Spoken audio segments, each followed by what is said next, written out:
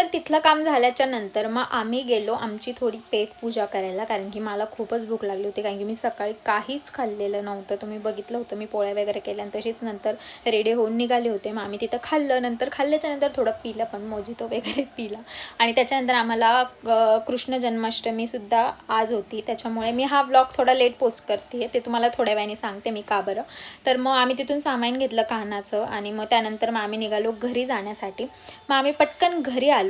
आणि आता तुम्हाला मी सांगते की मी लेट का टाकते, कारण की मला कळत नाही गाईज, मी एक दिवस चांगली असते तर दुसऱ्या दिवशी मला काही ना काही होतंच. एक तर आम्ही आजारीच पडते, नाही तर काही ना काही होतं. बट ठीक आहे, जाऊ द्या. आता मी थोडी नीट आहे, तर सो मी हा व्लॉग काढलेला होता. आणि आज आमच्या इथे आगमन पण होतं बाप्पाचं, तर तो सुद्धा व्लॉग याच्यामध्येच आहे. कारण की आम्ही बाप्पाच्या आगमनाला जाणार होतो. तर आम्ही इथे सर्वजणी रेडी झालो होतो मस्तपैकी. मराठमोळा लूक केलेला होता सर्वांनी, कारण की त्याची थीमच ठरलेली होती. मग त्यानंतर मग आम्ही पोचलो तिथे जिथून बाप्पा आम्ही आणणार होतो. आणि इथे तुम्ही बघा, सर्वात जास्त ही मुलगी एन्जॉय करत होती, कारण की ती थांबतच नव्हती. सगळेजण थांबायचे पण ती नाचतच होती.